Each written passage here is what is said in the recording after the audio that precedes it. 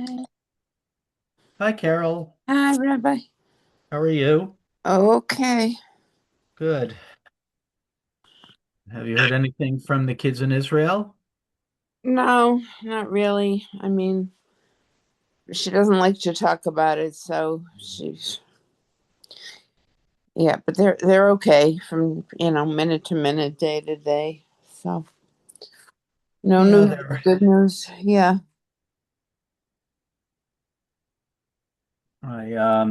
both in seeing the Israeli news and hearing from friends, they're just in and out of the Memad. They're Yeah. just, they it's not safe, but they probably should put a revolving door on their safe room because they're just in and out all the time. Yeah. Well, they have a safe room that's maybe 3 feet by three. It's their laundry room, Hmm. basically. I mean, Yeah. and down the street near the playground, there's a very big mamad, but I don't know if you can reach it in a minute. Yeah, Well, I couldn't. Maybe they can. They can run, but Yeah, that's one of the challenges is that, and they say, oh, the Israelis got all these shelters. Yeah, but it depends where it is and how easy it sure, is to get to. And people who are older, young children, it's quite a babies. challenge. Hello, Yehudi. Shalom, Rav Popkin. And Shalom. again, I can hardly see above your nose. You look fine. yeah, Oh, there you go. Now at yeah. least I can So, actually and Yeah, see. well, again, a There mazel you go. tov. yeah, A yeah. mazel tov. On I your don't know if you've caught up to Shell. Oh, he has great Well, grandchildren. that's true. Great grandchildren. That's That's true. slightly That's like different Whoa. than 18 is grandchildren. fantastic. Thank you. What? What did I miss? What did I miss? You know, I Um, sent it to you too. I sent it to everyone in the Parsha oh, yeah. class. What was it? Number 18, number Number 18, 19? 18, yeah, Chai. Kai, such a great number. Hi, Yeah. Maddie. Hi, Chai. Rabbi Zucker. Hey. How's everybody doing? Everyone's good by us. That's good. It's, and hope everyone had a good Purim. Indeed. Luckily we could celebrate it in our synagogues and our homes and not in our shelters. Right. Oh, right. Yeah, just got a But the pictures on the Israeli TV of people going into shelters, and they filmed also people inside shelters reading the Megillah, and in all kinds of other unbelievable places reading the Megillah. oh I mean, yeah. you realize you begin to realize what a different. When I heard, the other day, the first night, I think the very first major casualties in Israel were a rocket that hit Beit Shemesh, Right. and that was exactly where my granddaughter and four great grandchildren and my Oy. grandson-in-law made Aliyah. You know, all of a sudden at the age of 87, I have skin in the game. Something I never happened before because nephews and nieces don't really count since you didn't have anything to bring, had to do with bringing them up really, but grandchildren and great grandchildren certainly do. Yeah, and I found out that friend, I mean, we were friends. We worked together at camp many years. We really haven't been in touch. I didn't even know he had made Aliyah. I'm not surprised. But he lives in Beit Shemesh. Thankfully, his family is also fine, but that was a Do you horrible tragedy. subscribe to Gordis's entire thing or just the summary of what he writes? I I haven't I subscribed to the entire thing. I haven't read it in a while, Oh, because he's unfortunately. got the best stuff I've seen so far from anybody as to what it's actually like to live with this right now. But he writes about 2 or 3 pages each day. It's not like short. And he Right. also sends photographs. Yeah, it's listen, just reading from my friends and the Masorti movement just sent out all of their photographs from their Purim celebrations, which of course is the same thing that you were describing, Yehudi. They're all in different places. Just a few people in a Mamad reading Megillah, but it's on Zoom. So it's really it's a hell of a thing. All right, let's go on to as they go on to happier topics, but it's Parashat Kitisa, which is everyone thinks about because it's covers the story of the golden calf. Of course, there's much more in there. It's the We biggest have, parsha in Sefer Shema. pardon me? It's the biggest parsha in Sefer Shemot with 139 verses. Furthermore, the first two aliyot are 48 and 45 each. So the result of that is that the idea is to make sure that the Levi gets called up for the Egel. Okay. So from a Baal Korah's point of view, once the two aliyot are done, then you can Then sit it's back and easy. relax for the rest of the parsha. All right, that makes me feel better as I start learning the parasha for this Shabbat. But again, the first two aliyot actually contain a great many things that are still connected to Mishkan.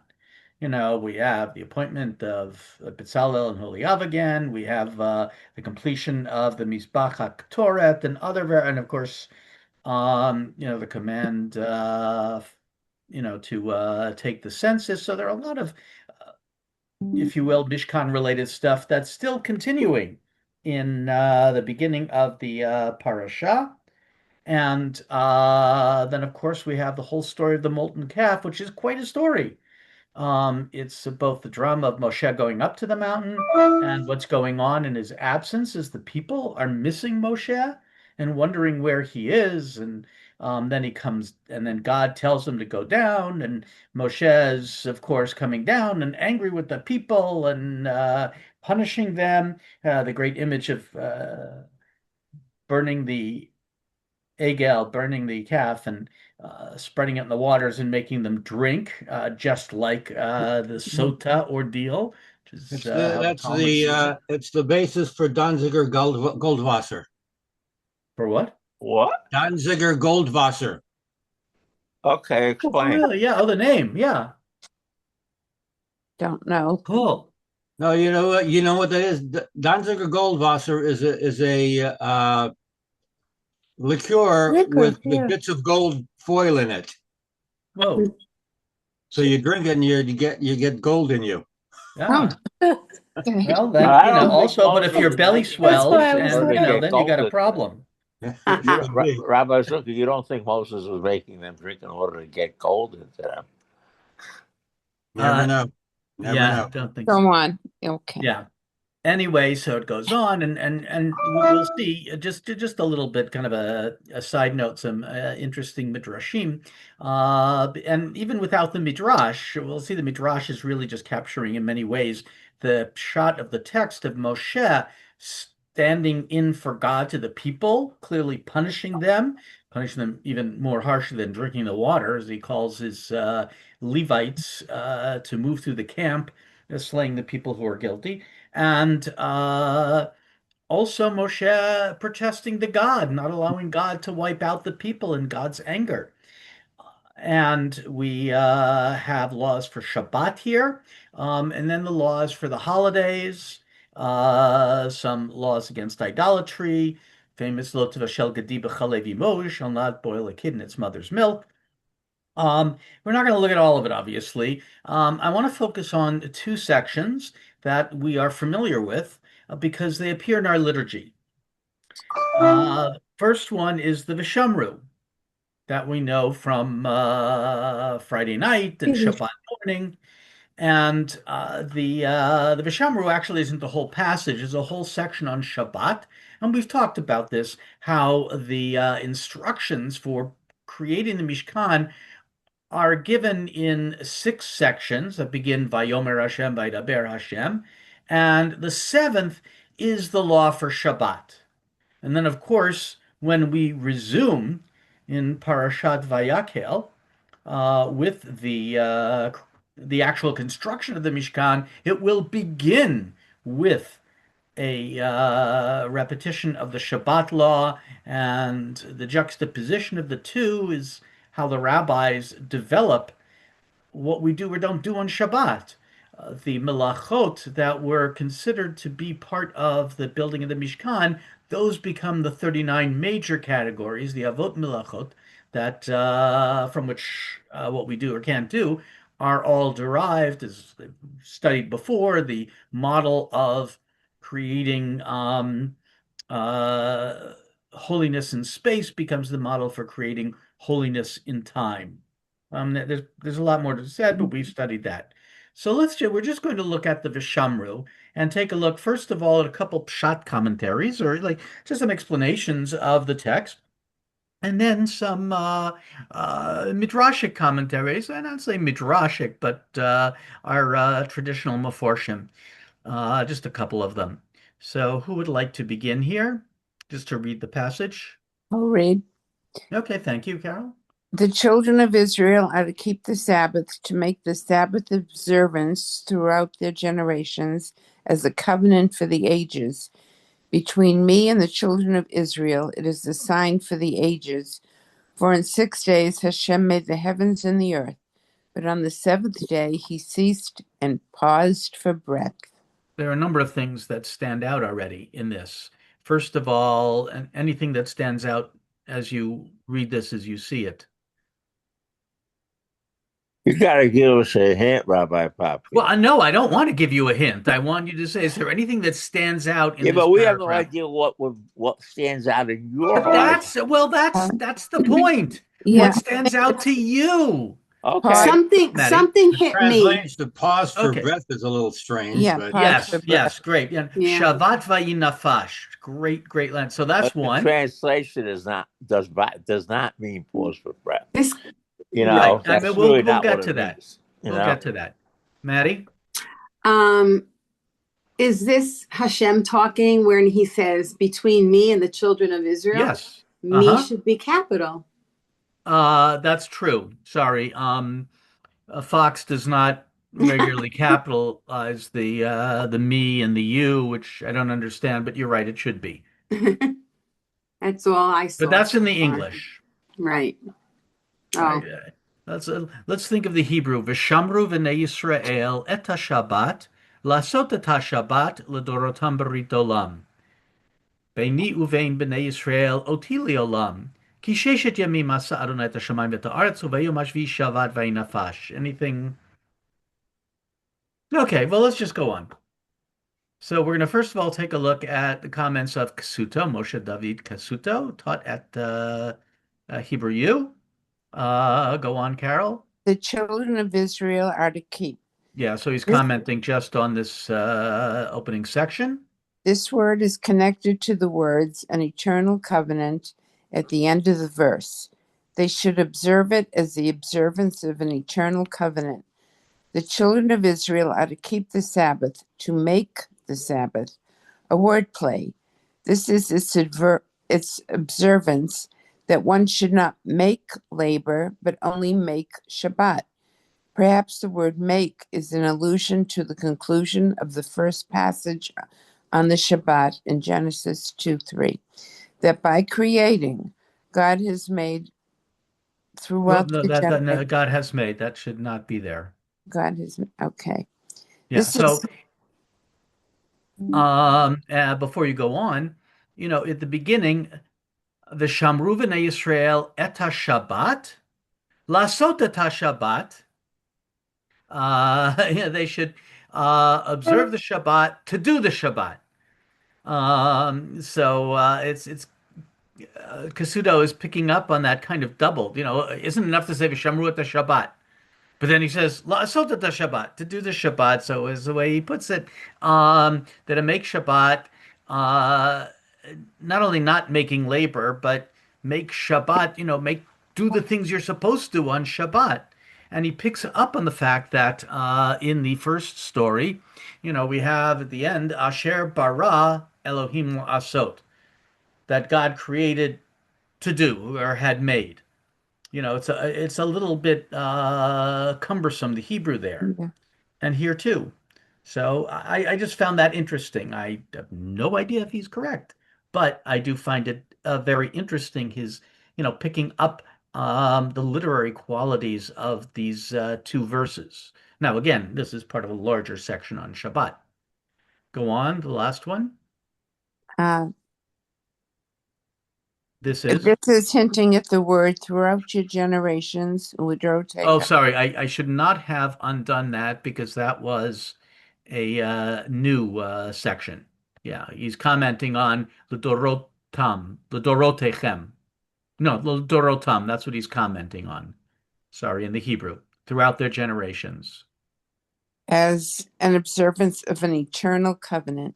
Yeah, because it's hinting at the word to come, Ladorotam.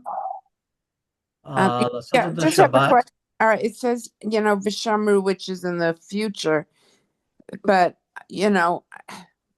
so up until this time, or going back how far, they did not observe the Sabbath, even though, are we supposed to believe that from Abraham's time they did?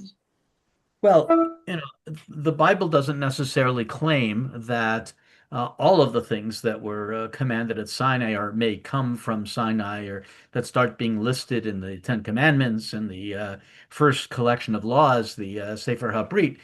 The Torah itself doesn't necessarily imply that they were observed. There's a constant reading in the Midrash and a rabbinic commentary. There's a constant reading back. That very clearly Avraham serves milk and meat to his guests. But, the Midrash says, well, he served the milk first and then he served the meat. And they project later Jewish observance back on the ancestors. We had the Israelites observing Shabbat, as it were, with the collection of the manna. They collect two portions on Friday because they're not allowed to collect on the Shabbat itself. But that story tends to assume that they should have known that they weren't allowed to collect on the Shabbat itself, and they didn't. So there's something of a prior assumed by the story. But one thing for certain, like you said, there's not even a hint in Sefer Bereshit that nobody knows anything about the Shabbat. That is not, the first time you hear that the Shabbat is something that's expected is with the Mun story. Right. But that's still before the Torah was given, so there's something that has to be resolved there. Yeah. And by the way, it's possible there were traditions that do go back to Abraham and Yitzchak and You could Yaakov. There say were it goes Israelite back to the traditions. creation, but the bottom line is that we have no evidence that that's the case. Mm-hmm. At least no evidence from Tanakh, with the Book Right. of Jubilees and books of that nature. Are started off that whole bit with Right. But in other words, our midrashim are just picking up on pseudo-biblical works that long before the Right. midrashim were making claims of that nature. Yeah. But those claims were not accepted by most people. How do I know? Right. Because in the New Testament, in the epistle to the Hebrews, Paul's able to argue that you don't need mitzvot in order to be a good person, because Abraham, Yitzchak, and Yaakov didn't observe it, and they were the best people there ever were. So if the default opinion that everybody had was that Abraham, Yitzchak, and Yaakov did observe those commandments, then Paul's argument wouldn't have gone anywhere. Now, that's an argument from the mid-first century CE. So, in other words, when you read books like Jubilees, you have to understand those are propaganda. Those are not really what people believe. Yeah.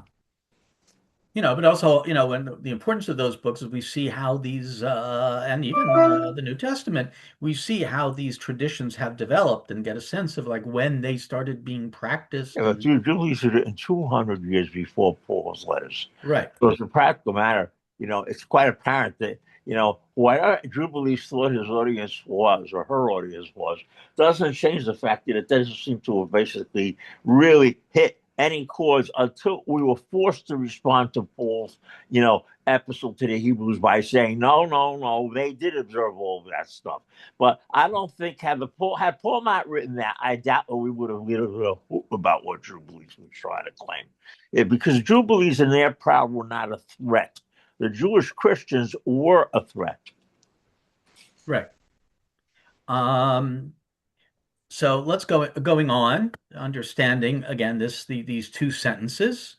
Sarna, go ahead, The Carol. obligation to observe the Sabbath is eternally incumbent upon those who participate in the covenant with God.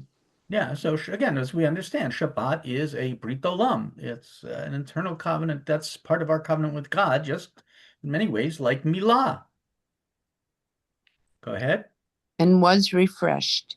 Hebrew vayinafash is derived from the noun nefesh, a multivalent term that can refer to a person's life's essence, vitality, psychic energy, or essential character.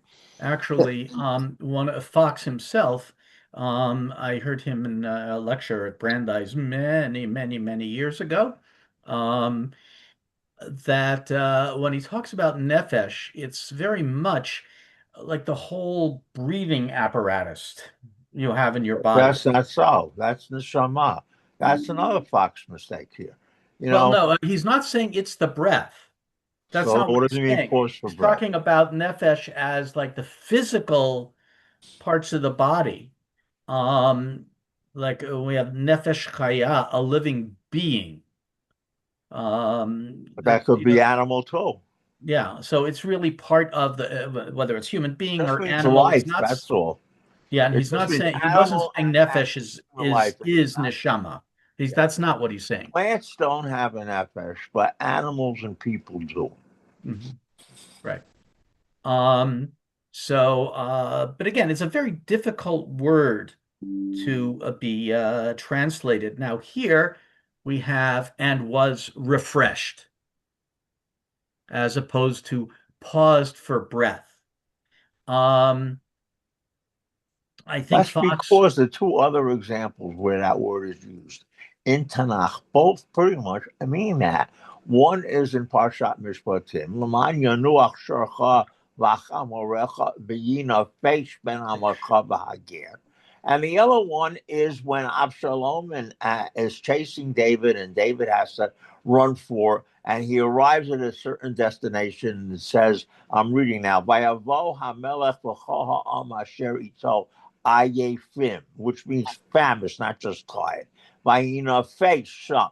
Okay, so both of those would clearly mean refreshed. So yeah, therefore, given that the nefesh as a verb is only used 3 times in the entire Tanakh, if two of them mean refreshed, there's a certain temptation to use that word for the third one, even though it sounds a little strange that God has to get refreshed. yeah. That's what Rabbi Zucker said. Yeah. Well, let's finish what Sarna has to say here. Go ahead, The verbal Carol. form used here conveys the notion of a fresh infusion of spiritual and physical vigor, the reinvigoration of the totality of one's being. Of course, as applied to God, it is an anthropomorphism, the ascription to the deity of human characteristics. But such language has a didactic purpose to impress upon the Israelite an awareness of the transcendent value of Sabbath observance. Thus, the same verb is used in 23:12 to describe the invigorating consequences of the Sabbath rest, that your bondsman and the stranger may be refreshed. Vayinafesh. Yeah. In some ways, homiletically, translating the word as it is elsewhere, a nefesh chaya, a living being. I always think of it as God was beinged. You're more yourself on Shabbat. It's refreshed, you're renewed. And a pause for breath, I think, is Fox trying to capture that sense that nefesh is connected to the breathing apparatus in the body. But refreshed, I think, here's where I think the JPS is better. I Refreshed. would And just again, raise a quick question, quick point that we're always looking at all of this through Rambam eyes. And I question whether 1,200 years before Rambam, or even earlier, of course, whether the idea that Hashem has no body and completely incorporeal was so well thought. It seems not to be the case. So all three examples of the NFH would apply. Mm-hmm. Well, we have got. I mean, at an early point. At an early point. Yeah, I think it's very hard to say. I mean, thinking. I mean, I imagine, because I haven't read the book yet, drawing on Summer, Exactly. his ideas that there are, that there was a notion of God's physicality. And I think there probably were. I mean, I think there's if you will, we would see it as a progression. But certainly there are a lot of different beliefs about God. Was there a female God? Did he have a consort? The physical body. That's very early. Yeah. Oh, Relatively absolutely. speaking. But I'm saying it's something that evolves over time. Yeah, exactly. Yeah, I agree Um, with Rabbi Zucker. Basically, it would have been perfectly okay for the Tanakh to say something, but the question is, Vayechulu doesn't really present it that way. So you're getting a somewhat right. different way of presenting it. On the other hand, the tefillah that you say in Shacharit before Shmona Esrei, Yotzro on Shabbat, does make a very bold statement that's similar to this. And that's the part about Allah. And then it says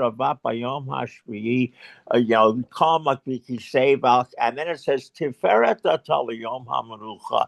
So the implication is that for the first 6 days, Hashem is working the way working people do, wearing dungarees and work clothes. For Shabbat, he got dressed up nice. So nobody has any hesitation in using language like that, and that more likely than that tefillah comes from somewhere along the Hechalot literature because Yeah. that's what it's embedded into. So you're talking the time of the Gaonim most likely. So in other words, the Rambam really came and messed up Judaism. That's often the way I feel about it. Up to that point, nobody had any hesitation to say, if Hashem spent 6 days creating the world, he must have been awfully exhausted afterwards. I agree with you, Rabbi Zucker. Yeah. So, Thank you. and it's hard to know. I mean, certainly Judaism has continually, well, I think religious tradition in general has continually played with how do we understand God? I mean, that's our parasha. They For need, sure. Elu Elohecha. This is your God who brought you out of the land of Egypt, for the golden calf. And again, bringing up, Yehuda, you're correct, the Hechalot, and, the Hechalot texts, and even more so, one of the early mystical tracks, the Shior Koma, the measure of height, which really Yeah. describes God's body. I mean, it's That I think so comes from the exaggerated that it's not sectarian group. meant to be taken Yeah, literally. yeah. No, it was what you might call mysticism that people who were mainstream people were perfectly prepared to deal with. That's like what you hear about Arba Ashenichnasul Pardes. So if the people involved with that are Ben Zoma, Ben Azai, and Rabbi Akiva, I think you can assume that wasn't Shiur Koma stuff. That was something else. And Masecha Chagiga makes perfectly clear what it was. It's Maaseh Breshit, it's Maaseh Merkava, but it's not anything like what's in Shir Koma. Shir No, Koma is like a off-the-wall type of text from that group, but does not represent what most of that group was about. We have to be very careful when you take a book like that and make it sound like that's what Hechalot was about. It's not what no, Hechalot was that's not about. what I'm saying. Yeah, I know it's not what you're saying, but no, but that was you're using it as a reference, and I don't think it's an appropriate reference. That's all. Well, I'm just saying it's an appropriate reference in the sense that um, giving a physical description of God is something that religion in general plays with. For Christianity, Yeah. it's much more of an issue. I mean, they've got all their statues and and there's even though we declared that Christianity isn't avodah zarah, isn't idol worship, well, I think it depends on which brand of medieval Christianity you're looking at, and of course, the whole way they deal with physical things. But so It, anyway, I would just add to you, Rabbi Charlie, it's really worthwhile reading Summers' book because it plays on a lot of this. Make yourself read it. Yeah, well, I've got to work on Revelation and Authority first, and I still want to. That one gets easier after the first half. Yeah. So, also just a general thing that we already know. Carol, you can finish up with this In from the Witness rabbinic commentary. Judaism, in rabbinic Judaism, These verses form the text of the V'Shemru, they shall keep, prayer, which is recited as part of the Shabbat liturgy and is a prelude to Kiddush, the blessing over the wine on Shabbos morning. Yeah, we know that. That's just nothing dramatic about that commentary. But here we get some interesting stuff in the Talmud. Who would like to continue? I can, Rabbi. Okay, thank you, Ricky. Rabbi Shimon ben Manasseh said, the children of Israel are to keep the Sabbath, to make the Sabbath observance throughout their generations as a covenant for the ages. Yeah, so he's commenting on this verse. The Torah said, desecrate one Shabbat on his behalf, so he will observe many Shabbatot. Rav Yehuda said that Shmuel said, if I would have been there, I would have said my proof is preferable to theirs. You shall keep my statutes and my ordinances, which a person shall do, and live by them, and not that he should die by them. Okay, this is fairly famous stuff. We know that in order to save a life, you were allowed to violate the Shabbat. And here we just have two different, one of the proof texts is this statement by Rabbi Shimon ben Manasseh. And then Rabbi Yehuda says, well, I got one that's even better. It says, V'chai bahem, you shall live by them. Not die by them. The way So, I heard that statement, it wasn't in the name of Shimon ben Manasseh, it was the name of Shammai. In other words, remember when Hillel freezes to death on top of the roof, or practically freezes practically to freezes to death? death. So, when they get him down, that's when Shammai says, Chalil alav Shabbat echad kadeshi yishmor Shabbatot arbeh. That's a much more convincing story than quoting Shimon ben Manasseh as if that's an abstract principle. That's not an abstract principle. V'chai b'hem is. In other words, is the statement here Aramaic or Tanaitic? What's going on there? Is Yoma quoting a Brighter? Where are they getting Shimon ben Manasseh? Shimon ben Manasseh is a contemporary of Rabbi Akiva. Yeah, I don't know. I just brought in because I thought it was it's a very famous statement, and I thought it would be worthwhile taking a look. And here another very famous tradition here ascribed to Shimon ben Lakish. It appears elsewhere in rabbinic literature, but go on, Ricky. As Rabbi Shimon ben Lakish said, the Blessed Holy One gives a person an additional soul on Shabbat Eve, and at the conclusion of Shabbat, removes it from him. As it is stated, he ceased and paused for breath, Vayinafash. Yeah, think of that word because he's going to make a pun on the word. Since he ceased from work, woe, by soul, nefesh, that is lost. Yeah, so for the rabbis, nefesh already means soul, even though that's not what it means in the Bible. And vayinafash, the vai, this is typical rabbinic play, is they divide up a word. And they're saying, vai, oi, the soul that is lost. I mean, this drash is kind of pushed, if you ask me. But it becomes one that we think of that we are ensouled on Shabbat with an extra soul, which actually, with rabbinic thinking, would work very well with vayin nafash. You can understand if Except you the understand nefesh has nefesh a as more soul, sense that could be you're of ensouled. physical desire. That's where you get your bisamim for. Yeah. But keep in Exactly. mind, guys, if Yom Tov comes out on Motzei Shabbat, you don't have Besamim. And Right. why don't you have it? Because all Because you that Yom still have Tov extra food soul. makes it unnecessary, which Mhm. means that this Neshama Yisera is not a spiritual thing.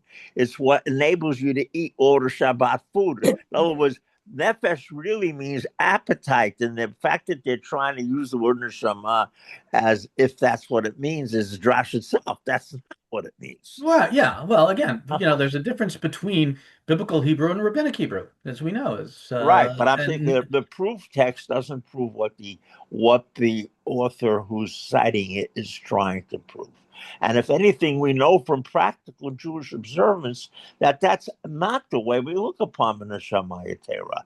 The Neshamaya Torah means what enables us to have our chicken soup. Somehow it tastes different on Friday night than it does the rest of the week. It's an important point to get straight to the Neshamaya Torah the way he calls it that. But the pasuk shows what that is something physical, not something spiritual. Right, but I think that, this neshama yetera, I mean, neshama certainly in rabbinic literature and subsequent Jewish teaching is soul, and they're very clearly think it becomes fairly clearly thought of not just in the physical sense, certainly in the physical sense, but also in a spiritual sense. So, and now just take another couple of Ibn Ezra. yeah, Ibn Ezra. The children of Israel are to keep. They shall keep count of the days of the week, so that they do not forget which day is the Shabbat. One shall set his affairs in order and take care of his needs on the sixth day, so that he will keep the Shabbat and not desecrate it. Interesting commentary. Yeah, We it's amazing, and I mean, I find it just amazing that you can just pick up your crocodile and find in it ideas that basically are really imaginative, Yeah. and are not banging into each other. Each one is fresh. Yep. And and of course, this is also a notion that we have in Judaism that you prepare for Shabbat. In fact, I mean, it goes back to the Talmud, certainly the idea that, the one rabbi who would, go shopping and find something, oh, I'm going to get this for Shabbat. But then he found something else that was even nicer. So he bought that. But it is, Also pretty was much, Shammai, yeah, but the person it's, who basically trusted Hashem and said, I'm only going to go on Friday, or whatever I find that day is going to be the best. And, normally when Hillel and Shammai have an argument, we go with Hillel, but that's because it's Beit Hillel and Beit Shammai. When it's the yeah. two individuals, Rashi says right there that ordinary people should not conduct themselves like Hillel because they don't have the kind of merits that Hillel had. They should conduct themselves like Shammai. You want to be sure that on the Friday night table you have the best. You start looking on Monday. You don't wait till Friday. Yeah, like you look at the ShopRite circular that comes the Friday or Thursday before, and so you could start your shopping on Sunday and also get the best price. Um, and but again, all of these are notions that we know very well, but how they're connected specifically with these verses. Yeah, these are the verses that we, of course, know so well because they're part of our liturgy, and our scholars are able to connect them. And here's Sforno. The children of Israel are to keep the Shabbat in this life, Lasot et HaShabbat, on a day that is totally Shabbat. Yeah, he's picking up also on the doubling that Kasudo did before. Vishamru et HaShabbat, observe the Shabbat. And as Sforno says it, ba'olam hazeh, yeah, in this world. But la sota Shabbat, why is it repeated? So that in order that you would have, you should also observe it in a day that is totally Shabbat, which Does is, of Kasudo course, make any comment in terms of the meaning of the word Asher bara Elohim Lasso versus I didn't look in his commentary on Bereshit. I just looked at Oh, yeah. Oh, okay. I was Shemot. just curious because if his commentary here is referencing the verse in Brexit, then what would be the meaning of it? What would he say La Asot means then? Yeah. Means I always thought it meant we have to do it. There's nothing intrinsic about Shabbos that would be holy. I mean, nothing special would come down from the sky. We've got to make it. We have, any holiday, we have Mhm. to make it happen. Although interestingly, our tradition, of course, as we read from the opening stories of Bereshit, Shabbat is built into the fabric Into of the the universe. cosmos. God creates Shabbat. Yeah. The God creates holidays, those are up to human us. beings. Asher tikru otam b'moedam, that you call them holidays. You can set the dates, but Shabbat, God set the date. Okay, but So- And it's part of the cosmos. There's Right. no way you can undo that. It's that's the whole point about why we take the Sabbath to us is a below Ya'avar because of the fact that that's something that God Himself instituted as part of creation as much as the creation itself. Whereas the Yom Tovim are things that, look, first of all, you got to agree about the calendar. We all know the story about how Rabbi Yeshua ben Hananiah calculated Yom Kippur coming out on a different day than Rabbi Gamliel, and what kind of a conflict that caused. That's why to this day, when we bench Rosh Chodesh, what do we end up with? Chaverim Kol Yisrael. Israel. We no longer have to sit and fight about the calendar anymore. Yeah, calendars were always very important in terms of determining identity.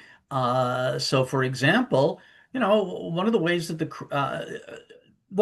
some of the conflicts within the Jewish community, you mentioned the Book of Jubilees, there were, some of these pseudepigraphal books that were using a solar calendar. And a 364-day calendar, too. Right. And again, remember even the drasha in the Talmud that, the 613 mitzvot, according to the days, 300 in the negative, according to the days of the year, it's really essentially a solar calendar. So that was still something that was very much part of Judaism, or at least in the minds, even though, of course, our lunar calendar is adapted to the solar calendar, but still, that was the Christians deliberately chose a different day. But even in the United States of America, there was a major tendency in American Reform Judaism. Yeah. At the end of the 19th century and a little bit at the beginning of the 20th, to make Sunday into Shabbat, to have Shabbat services on Sunday, to basically just, we're going to go the whole way. This was classical reform, but it took hold in a lot of places. It wasn't just something that, historians write footnotes about. The famous Rabbi Abba Hillel Silver, who my father was his second assistant. Right. Oh. He had his services at the temple in Cleveland on Sunday, and he turned the Shabbat services over to my father and Armand Cohn. Well, at least Abba Hillel Silver didn't give up on the Jewish belief in the Jewish people and the state of Israel. A lot of classical reform gave up on that. Right. But Silver's services were on Sunday. They were on Sunday. So this is just I thought some interesting midrashim. I took it from one of my colleagues' writings for Torah Sparks, which is the Parshat HaShavua study that comes out from the conservative yeshiva. And again, it connects to our parasha because these midrashim pull out, this is a different topic now, how great Moshe was. Anybody else want to continue, or Ricky, you can continue. Anybody else want to continue? I can read. Okay, thanks, Manny. We're right. Yeah. Hashem said to Moshe, "Go get down, for your people whom you brought up from the land of Egypt have wrought ruin." What is the meaning of "go get down"? Rabbi Elazar said, "The Blessed Holy One said to Moses, Moses, descend from your greatness. Isn't it only for the sake of Israel that I granted you prominence? And now that Israel has sinned, why do I need you?" Yeah, in other words, don't get full of yourself. You're up here, yes, you're getting the Torah, but look at what your people are doing. Immediately, Moses' strength waned and he was powerless to speak. And once God said to Moses, "Leave me be, that I may destroy them." Moses thought, "This matter is dependent upon me." Immediately, Moses stood and was strengthened in prayer and requested God's mercy. So, very good that, he's recognizing that he has a responsibility. He feels weak, like, who are you? But then who am I? I'm the leader. I got to stand up. And that comes out very graphically, talking about the thinking of God physically. So now let me be, that my anger may flare up against them and I may destroy them. but you I will make into a great nation. Yeah, remember that's part of what God tells Moses. Step out of the way. I'm going to get rid of these clowns, and we'll start again with you. Rabbi Abahu said, were this vase was the were this verse not written, it would be impossible to utter it. Teaches that Moses grabbed the Blessed Holy One as a person who grabs his friend by his garment would. And he said before him, Master of the universe, I will not leave you be until you forgive and pardon them. Yeah, it's like Moses grabs God and says, you can't do this. You got to change. A little bit like if you Over my dead remember, body. yeah, literally, which we'll come to in one moment. But this always reminds me of the scene in was it Moonstruck with Nicolas Cage and Olivia Dukakis and Cher. It was a very fun movie. And he turns to Cher, Nicolas Cage, and says, "But I love you." And she smacks him and says, "Snap out of it." So it's, but I just have to comment that here, the Talmud captures the spirit of the Pshat, and this is just from our parasha. Moshe returned. Moshe returned to Hashem and said, now this people has sinned a great sin. They have made themselves gods of gold. So now if you would only bear away their sin, but if not, pray blot me out of the record that you have written. Hashem said to Moshe, whoever sins against me, I blot him alone out of my record. Yeah, so really in our parasha, as Rabbi Zucker said, over my dead body, you know, uh, I'll create a new people out of you. And no, macheni na misifracha, wipe me out from your book. This is really, Moshe who is willing to stand up and defend the people Israel. So just, one of the elements of the parasha, and that, very important to recognize the leadership of Moshe. Now, Yochanan Mop's love and joy.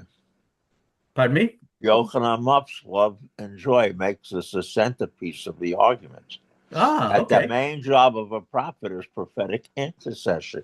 And when Hashem, in other words, when Hashem says to Moshe, "V'ata hanichali," what he's really saying is, why haven't you opened up your mouth already? Yes, and there are midrashim to that. I didn't include those here. I just, but yeah, and that's another book I have to read. So cute. Yochanan You Moff's go book. into the library and you see Yochanan Moff sitting there reading his own book. It was just a curious thing. I mean, we all used to smile when we saw that. Yeah, well, I mean, I have to say, at the seminary, when they would talk about other people's works, there was always some hesitation. Not just Neusner, but when they talk about other scholars, yes, it's really good. But when it came to Yochanan Muff's work, they would all say, go read Muff's on this. To just simply, like, just read it. They also liked Louis Jacobs. They didn't qualify either of those. But so now let's take another piece of our liturgy that we know from the Yamim Noraim. First of all, a very famous section. Go on here. This is from our Hashem passed before his face and called out, Hashem, Hashem, God showing mercy, showing favor, long suffering and anger, abundant in loyalty and faithfulness, keeping loyalty to the 1,000th generation, bearing iniquity, rebellion and sin, yet not clearing the guilty, calling to account the iniquity of the fathers upon the sons and upon sons' sons to the 3rd and 4th generation. Okay, so this, of course, becomes the centerpiece. We read this section on fast days, and of Which course, was one of as which we was know, it this week, becomes and right. represents an answer to the standard Torah teaser, which is, how could it come out that you read a special Torah reading during the week, which happens to come from the parsha of that week? Answer: every year on Tisha B'Av, you read something from Ve'et Hanan in the morning, And Right. that's always the Parsha. And the other answer is a good number of years, Tana Tessa comes out in It comes Parsha out during Parshat Kitisa. Kitisa. You know, I used to Mhm. write the Torah teaser column for the Young Israel Viewpoint. That's the reason why these things immediately hit me. So first of all, just as an introduction, we'll read Sarna's conventional commentary. Go ahead. These verses constitute the divine response to Moses' two requests, that he know God's ways and that he behold his presence. Remember, it's God, not only Moshe, it's not only the people who feel that they've lost their connection to God. That everyone's distraught on the relationships, and it's Moshe himself. This is, Hareini not Kvodecha. Moshe wants a more intimate experience of God. Okay, go on.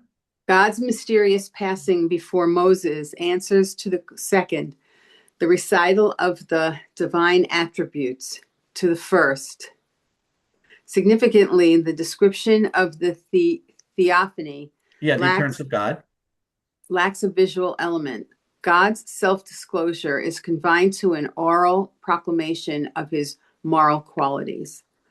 These are the essence of his character, and to know them is to achieve a higher conception of deity.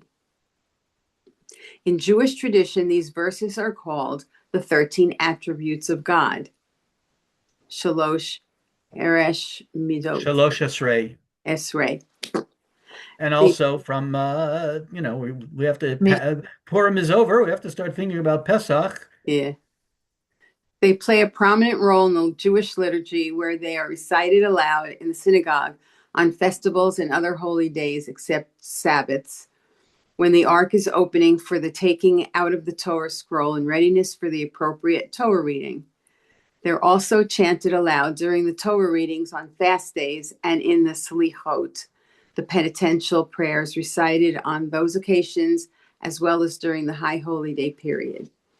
This practice is based on Rabbi Yohanan's comment in Rosh Hashanah that God's recital of his moral qualities was intended to set the pattern for Israel's future petitions to God. Yeah, I mean, that's, so it's like, as we pray to God for art, that we remind God of his compassion and his mercy, of his qualities. Go on. There is evidence that the liturgical use of these verses preceded Second Temple times and had a long history in Israel, for they are frequently quoted in one form or another in the Bible. Such persistent and widespread popularity could only have derived from the forms of institutional worship. Yeah, so we do see these lines hinted at in many other places. It should be stressed that the incorporation of the 13 attributes into the liturgy is not to be interpreted as an automatically effective means of attaining forgiveness of sin.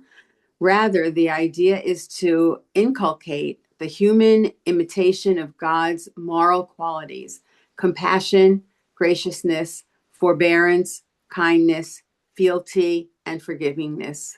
Yeah, so that's also forgivingness. Oh, yeah. Yeah, Okay. I read what's there, bud. Yeah, I don't know. Well, no, I just copied it, so it can't be a typo. So that last part may be a little bit of Sarna's drash, but I think that certainly is because of all the times we have discussions of moral qualities in our liturgy. I think that's pretty clear that that's a hope-forward outcome. Also, we should mention that when we use this liturgically, we don't quote the whole thing. We say that I don't Hashem El Rachum v'Chanun Erech Apayim v'Rav Chesed v'Emet Notzer Chesed la'alafim Nosei Avon v'Fesha v'Chata'a Okay. V'Nakeh. Yeah. So Bingo. That's it. we end on a positive note, kind of cut the verse off. He will not clear. He'll visit the sins upon up until the third and fourth generations. But we So are following the Tanakh as a whole, because most of the time that the Shlosh Esrei Mido are cited by others in Tanakh, either in Sefer Tehillim or in Treasar Nevi'im Achronim, the citation primarily emphasizes the good parts, and The only one that doesn't, emphasize the good parts is Sefer Nahum, where it's Mhm. being used in a Poked Avono Avot Abonim slide. Other than that, I can send you, in fact, I will. I'll send you 10 examples at least of where this is done. Yeah. And we got plenty of good precedent for doing this. Yeah. Yeah. Biblical precedent. Right. And also the whole notion of visiting sins of the fathers on the sons, that is questionable. Even we'll come back to Sarna's comment. Is questionable even within the biblical text, not just because of the ways it's quoted elsewhere, but here we have an explicit statement in Devarim. You can see here down the footnote 3, Deuteronomy 24:16. Lo yimtu avot al banim. Fathers shall not be put to death for their sons. Uvanim lo yimtu al avot. And sons will And not be put to death for their. Yechezkel clearly fortifies that. Yes. Ish becheto yumatu. Each man is punished for his own sin. So yeah, and Yechezkel, it's an important statement as well. So it's not surprising that the rabbis would leave off some of the more negative stuff because also in a holiday, you'd much rather be happier. But it's important to realize that it goes back to biblical times and um, becomes picked up by the rabbis. So we don't really have Yechezkel and Yehudi, I'm going to send you my sermon for this weekend on that subject. toda Okay, rabah. very good. We'll be looking forward to it, Rabbi Zucker. I'll send right after we finish. Now I'll send it to you. Nobody's rushing your kishkas out. As long It's as you already send done. it, I that's finished fine. it. I finished it. Okay, I'm sorry we're not going to go on. I think it's wise to finish here because I was just going to share, Rashi's commentaries on the Shalosh Esrei Midot. There's so much more. There is so much more. And I was thinking and maybe also talk about that a very bloody section where when I talk about Moshe, punishing the people, it's not just drinking the bitter waters, as it were, the ashes but then he takes his Levi'im and they go through the camps slaughtering people. A very difficult section, and again, there's so much in this parasha. Of course, there's the Shalosh Regalim. We have the whole incident of Moshe coming down and his face shining, and he has to put a veil over his face to talk to the people. So Kitisa is just well, there isn't one parsha that isn't amazing. But this one is particularly good at capturing the imagination and raising questions. So follow along carefully on Shabbat. Definitely, there's just so many different things. So Isha Kachacha, Rabbi Papi. Thanks. I wish everybody a Shabbat Shalom. Shabbat shalom. Shalom. And don't forget, we have our trivia night on Saturday, Motzei Shabbat at Sheva V'chetzi at 7:30. Be well. Bye-bye. Okay.